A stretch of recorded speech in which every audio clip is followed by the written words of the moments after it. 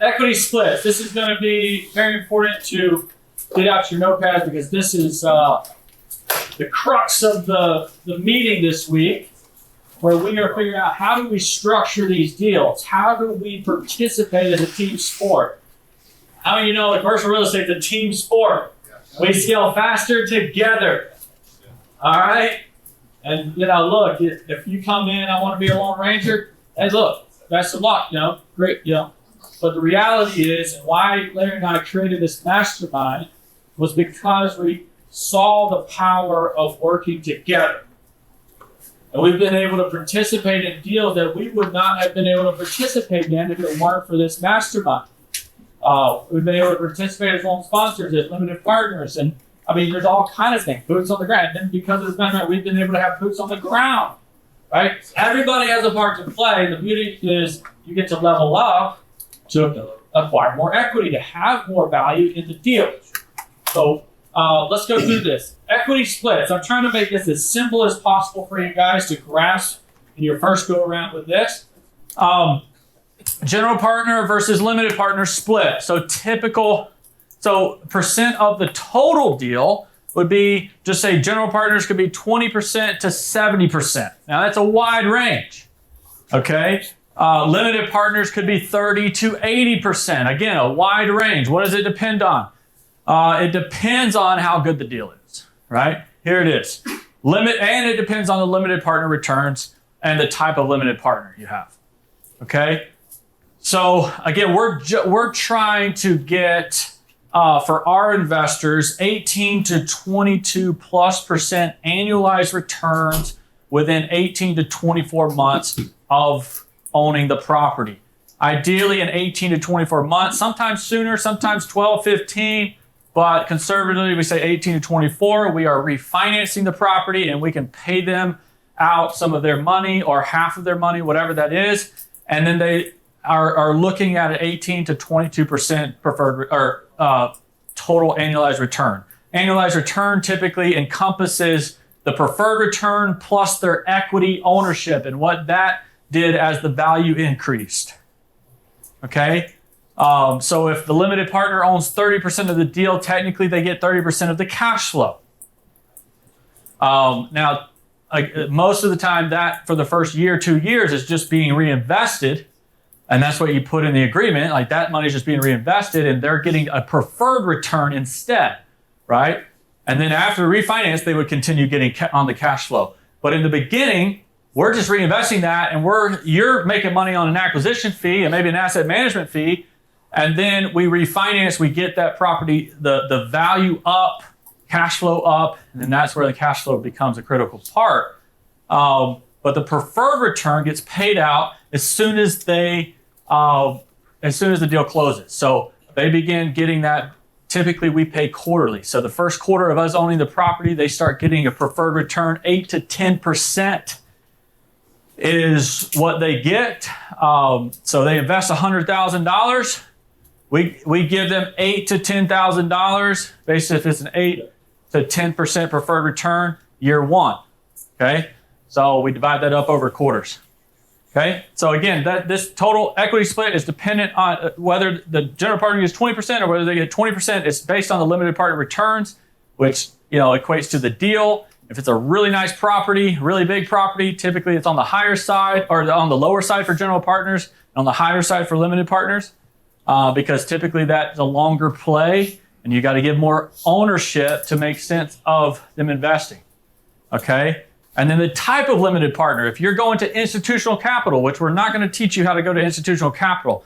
We may give some hints around that, and that's great. Jack can give you a little bit more about going to institutional capital. But typically, if you're a newer investor, you're going to high net worth investors. Those people typically are looking for the type of structure we're giving. All right? GP equity splits. Here we go. Now, what I did was I took the pie chart and exited limited partners, and this is just a pie chart of what the GPs get, the general partners. So whether you did 80% to the general partner or whether you did 20% of the general partner, this is what the pie chart looks like within the general partnership, right? Because we're breaking it up, and people in the room may could be GPs, right? A loan sponsor. So we're going to look at all the different roles there. Now, again, I say that wide range, but the typical deal we're talking about in this room, you're getting anywhere from 50 to 70, 80% as a general partner, right? The general partner split is about 50 to 80%. If you're below 50%, it's typically either because you're trying to squeeze a deal, mediocre deal, or it's a really nice deal. And it's nice as in Class A type, big property, stuff like that. So within the GP split, there's typically 4 main roles. All right. Primary role number 1 is the executor. And this can be broken up have several different roles as part of that.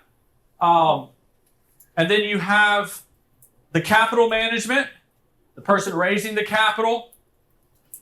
You have loan sponsor. And you typically have an additional operator or boots on the ground if that's not within the executor. So technically, if the executor wants to do everything, right, the loan sponsor has 20%. If that's all that they can't do, right, then they could raise the capital. They could be the boots on the ground. They could do everything.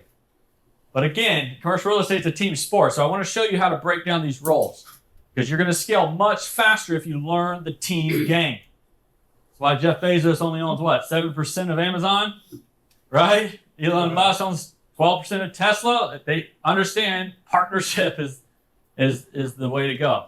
Now, obviously, that's investors for the most part. But and you got to be very careful about who you do business with. But it is important to understand how to grow faster together. So finder, out of the executor getting 35 to 50%, the finder could get, just say 5 to 10% based on the deal. Or this could be fee-based, typically for wholesalers. Okay? Person finding the deal typically can get 5 to 10% of the general partnership split.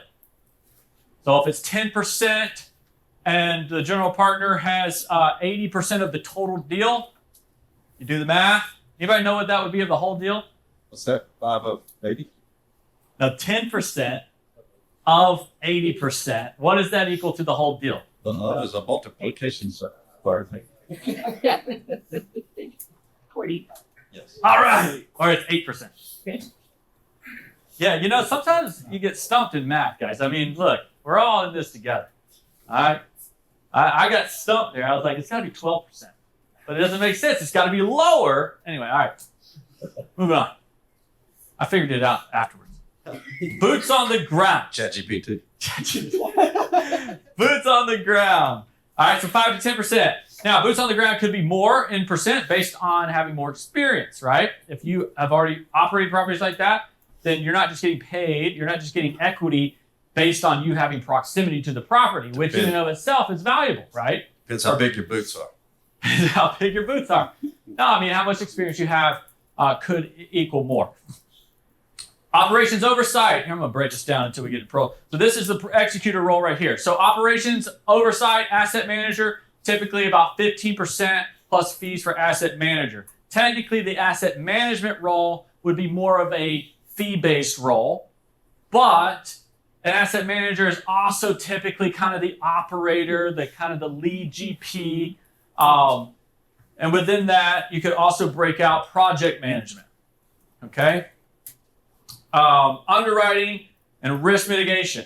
We're going to break down these roles, exactly what you're going to be doing. Okay, so don't worry. I'm just giving you an overview of it, and then we're going to show. Okay, if you're going to participate in these deals, this is what you got to do. Right? Here's your job description, in a sense. So we'll talk about that. Underwriting and risk mitigation can be 5%. Maybe you're just really good at underwriting, and you're going to keep the deal safe. That could be another thing that you break out. Again, if you find the deal, technically, you can break it up how you want, but we're going to have teams at each table. Chris, Dan, we're going to all have teams, and we're going to help you guys formulate these partnerships as best you can. And again, everybody brings their own thing, so no one should have feelings getting hurt in here. If you feel like, hey, I got the deal, great. We're going to participate. We're going to win as teams, and then there's going to be opportunity. But we do need to remember, we have to have a go-giver mindset, all right? Because look, You partner, you allow somebody to come in on your deal, guess what? They're going to bring you on their deal, right? You work together as teams. You figure out how to be a team. You're going to scale much faster, okay? Negotiations and execution oversight. So that's like a commercial acquisition director. You know, they're making sure the timelines are being met, the team is being managed. So your GPs, you can manage the GPs, and closing the deal. 4%. Primary role number two, capital manager. So we typically give 20 to 30%. Raising capital, managing capital, and investor reporting. Pretty self-explanatory. They're the ones responsible. I mean, there's a key thing here, guys, for the SEC. You don't give equity based on how much they raised. You don't pay anyone based on how much they raised. That's against SEC guidelines. Just based on how good they are at doing it. Right. Yeah. That can definitely be more than one person, right? Yeah, it could be. All these roles could be more than one person, but that's why I'm trying to break it out for you so you can see. But you can have multiple people on there. Typically, the way I like to say unofficially, I'm not an attorney. We have attorneys that we can connect you with here, but unofficially, I would just give them equity. Just say 10% equity in the deal. They're responsible for raising all the capital, but if they don't perform, you exit them out. Unofficially. And we'll get Adam and Paul to get you guys some. Anybody go to their calls? Anybody been to their attorney's calls? All right, a few of you. Cool. They do them every month. Yeah, they're funnier than I am. They are funny. Primary role 3, loan sponsor 15 to 30%. Obviously, balance sheet support, net worth and liquidity, lender coordination and compliance. Recourse exposure is non-recourse 15 to 20%. Full recourse is 25 to 30%. Non-recourse just means that they can't come after your family if the deal goes south. Right? They can't deny your family. They're not going to come after your family. No But personal, they can come after your personal guarantee. Yeah. Yeah, so they're not coming after Property your house, guarantee. your personal house. Guarantee. But it's still equally as bad, guys. I mean, you know, like we put lower percent for 15 to 20%, but you know, like Larry will tell you, like that's just as bad as full recourse. I mean, from a standpoint of if I'm operating a property and I let it go south and I let the bank take it back over, it does. Yeah, they can't come after my assets, but it just ruined my name, right? Ruined my credibility, right? So it's still risky. It's just technically it's not as risky. So full recourse means they can come after everything that you own. So that's why the percent for the loan sponsor should be higher because there's more risk involved. Make sense? Anybody confused by that? All right, we're moving. So here's the executor role broken down. I'm going to go through this really quick. Again, I'm having any minute now, your inboxes should get a ping with this all this broken down or the overview of the sheet. So bear with me if that hasn't happened yet. Either way, finder, 5 to 10% of GP or fee-based wholesalers. Primary purpose of this role is to create deal flow. It's to source on or off-market opportunities, establish initial seller relationship, provide basic details and access, support LOI and contract introduction. So this is often fee-based for wholesalers. You're not given a wholesaler equity, but for the purposes of being in this room, you know, where we can offer equity. Or if you just want a fee, fine.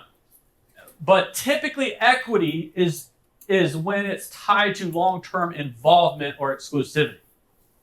If all you want to do is bring a deal and then walk away and not have any involvement, then I would recommend a fee, right? But long-term involvement is typically what justifies equity. All right, now boots on the ground. This is something I think most of you can be for people in your market, for deals in your market, but that's 5 to 15% of the GP. The percent is based on experience and locality. All right, so the closer you are to the property, obviously you're worth more there because you can just visit any time, but your experience also would increase. So our goal today is to give you experience. Primary purpose, local execution and accountability. Perform site visits and physical inspections. Oversee property manager performance locally. Coordinate vendors and on-site issues. Provide real-time market and property feedback. All right, higher percent when replacing absentee ownership risk. Now, I will say oversee property manager performance locally. That's probably more of a co-oversee because your asset manager is also doing that. Or your operations lead / asset managers also is the primary one responsible for hitting targets, but you would be able to assist them locally. Does that make sense? All right, lead GP. Operations oversight asset manager. So typically 15% of GP plus asset management fees. So primary purpose, execute the business plan, set and monitor KPIs for the property, lead weekly, monthly performance reviews, oversee CapEx, renovations, and strategy, make operational decisions to protect returns, often paired with a 2 to 5% asset management fee. So 50% of GP plus, if you're the asset manager, you're getting 2 to 5% of the revenue. Okay? Project / construction management. And that is probably your most important thing. Whenever it comes to us with I'm going to go over our policy for partnerships from the capital group side, but we do need somebody that has experience or somebody that is able to protect our returns, right? Now we can come in and just if it's a good enough deal, we can just be that guy. But I would definitely recommend protecting yourself, having somebody that's there. And the other side of this is it could be the loan sponsor that you're already going to need anyway, right? That person could be bringing key experience to the table as well. So it's your deal. You make how you want to do it, but we're just going to give you guidance and suggestions here, okay? Project construction management, 5% of the GP. Primary purpose, control CapEx execution, scope budget and schedule renovation work, manage contractors and construction timelines, prevent cost overruns and delays, ensure work aligns with value-add plan. This can be equity or paid per project. Again, for the purposes of this room, and I would say probably, again, tied to long-term involvement. All right. Hey, go here. Okay, so now we have executor role. So this is the last 3 deals. Management experience. So if you actually have management experience, does anybody have management experience in here? All right, cool. So you could be a part of the deal to vet the property management company, to ensure, kind of go alongside the asset manager, assist, oversee property management, replace property management if the standards are not met, select and onboard property management company, review project management contracts, staffing, and systems. So again, property management, making sure that process is dialed in is worth a lot of money. All right. I mean, it's why we pay so much money in recruiting fees, right? To recruit employees. If you have experience in the business world, right? You can pay a lot of money for recruiting because one hire can change everything for the good or for the bad, right? So this is a very important role that you make sure is nailed down. Negotiations and execution oversight. Commercial acquisition director, right? That's 4%. Drive deal to the finish line. Lead LOI, PSA, and amendment negotiations. Coordinate legal, lender, and vendor timelines. Manage due diligence, checklists, and deadlines. Keep deal moving forward from contract to close. All right. Underwriting, risk mitigation. So protect the downside is the primary purpose. Build and stress test financial models. Analyze rent expense and exit assumptions. Identify operational and market risk. Recommend risk mitigation strategies, often combined with lead GP. All right, so here's the capital management role. Capital manager, 20 to 30% of the GP. Primary purpose, own the equity life cycle. So they're raising capital. They source and qualify LP investors, limited partner investors. Present the opportunity and handle questions. Secure commitments.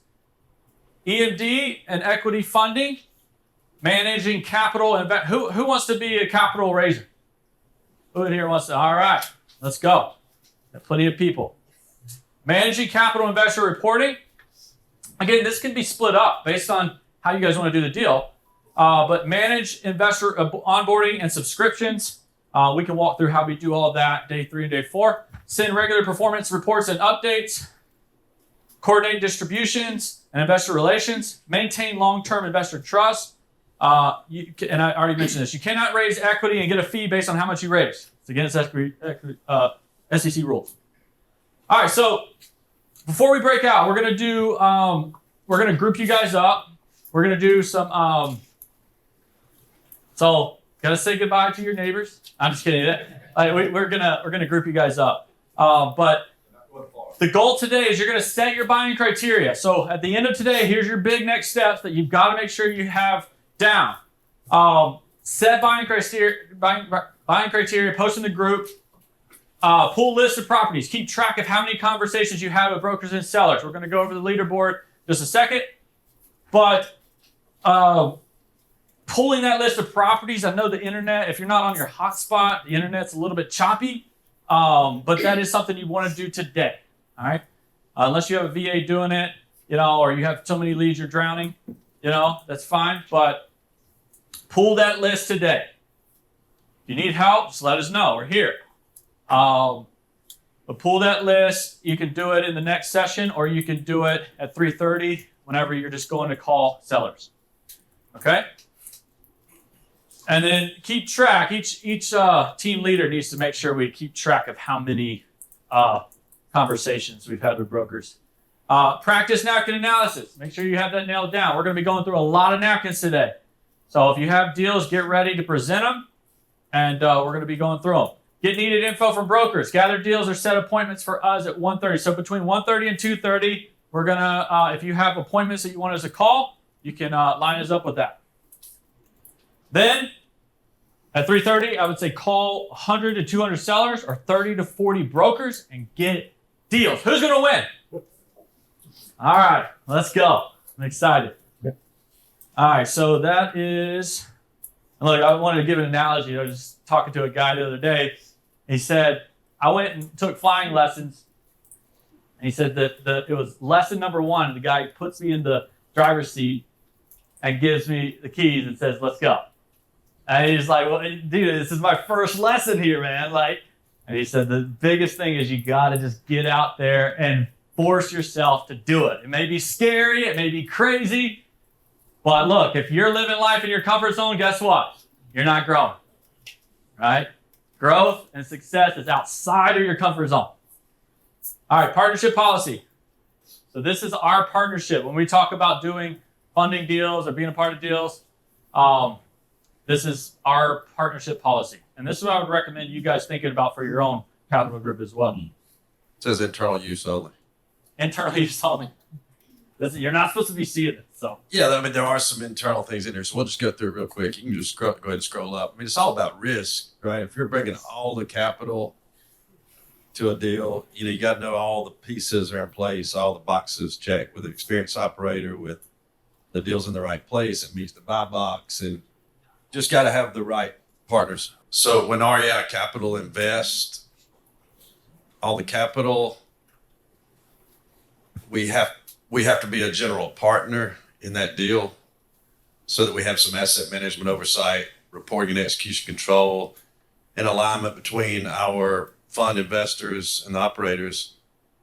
So REI Capital Fund, and this is us bringing, majority of the capital to a deal, will not invest as a passive LP without GP participation. And then if it is less than 100%, the fund's bringing less than 100% of the equity, the GP ownership would be prorated. Key loan sponsorship, kind of another piece of the partnership. So when REI Capital Group, me or another person in our immediate circle signs as key loan sponsor, must also be a general partner. Just going out and signing loans without having any input in the deal or ongoing involvement for us doesn't make sense on a volume level. It's not to say somebody else couldn't do that in the group, or you could go find a loan sponsor that'd be happy just to sign off on that. But just from our standpoint, need to be involved. So, because it does involve balance sheet exposure, net worth and liquidity, recourse risk when it's not non-recourse, asset management control. REI Capital will serve as asset manager and co-asset manager on all deals where REI Capital Fund provides the capital or loan sponsorship. That includes oversight of the business plan execution, budget and CapEx approval, performance monitoring, reporting, strategic decision-making support. Operating partner requirements. Each deal must include an experienced operating partner. So that doesn't mean you have to be, but it means we have to find somebody that is in that market with a verifiable track record in the local market. If a qualified operator is not present, deal will not proceed, or REI Capital could fulfill this role only in markets where we already have a presence, basically. So basically not wanting to back execution risk without operator debt. Then we have a kind of a risk tier classification. This is a good way for you to look at deals too. I mean, this is how we're looking at it, but how you should, present this so you can take some of these pieces away. So let's just go on and look what that kind of looks like. So the lowest risk would be strong market, high occupancy, limited CapEx, experienced operator. So that there's this ties to the percentage GP required. Moderate risk would be value add with meaningful CapEx or meaningful lease up. It's 70% occupied going in, and there's, which is going to come with more CapEx. Then the higher risk, heavy value add, operational complexity. Another word for shootings. Loan sponsorship, 45-60% of GP. And these ranges are just guidelines, not absolutes. It's really the economics on a deal by deal basis. So, how the pie is built, and this is just kind of a repeat of what Jonathan just went over. Key loan sponsorship, 15 to 20 non-recourse, 25 to 30 recourse, which is hopefully rare and highly selective. Obviously for recourse, it probably has to be in those lower tier risk than for non-recourse. Asset management oversight, 25 to 40, depending on the risk tier. And then the capital raising up to 25%. And I think, again, on the pie chart that Jonathan already presented, similar, when REI Capital provides 100% of the equity.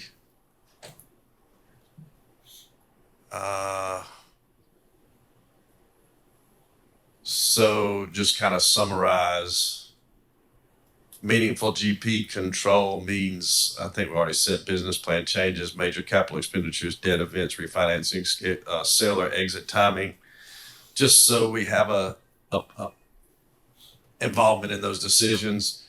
What we don't want to do is provide capital without GP participation, our loan sponsor without some control rights, or back deals without experienced operators, or accept structures that dilute accountability. So, and if on deals I've sponsored just personally before we put all this together, before we put a fund together, there's still definitely wording in the operating agreement that, if occupancy drops or performance drops, then I have a right to step in. I would suggest that for anybody. And a loan sponsor should require that, not just sit back and watch the train crash, right? You have some ability to come in there and control things. So, we want to partner on deals. We want people in here to partner on deals. So it's a matter of finding, wherever the deal is, just making sure there's an experienced operator in that market. Like, we shouldn't be advising people, go, your very first deal, you've never owned anything other than a single family in Timbuktu, Texas, and you live in New Jersey, without having somebody that's got some experience in that market. And that could look a lot of different ways. You could give a property management company a piece of the equity, and we've had people do that, when they got some skin in the game. Property management companies are misaligned with they get paid on your gross income, no matter how bad the property's doing. So they don't really have an alignment with the net performance. Right. And the other thing about that is the lender is your best friend too, in one sense, because they're gonna. That's the reason that you're required to have a loan sponsor, right? You got to have experience. Right? A loan sponsor is somebody that not just has a net worth and liquidity, but they have experience. And so, from Yeah, from the standpoint of underwriting, lender's actually a good person to have in your team, right? Because they're not going to let you do a bad deal.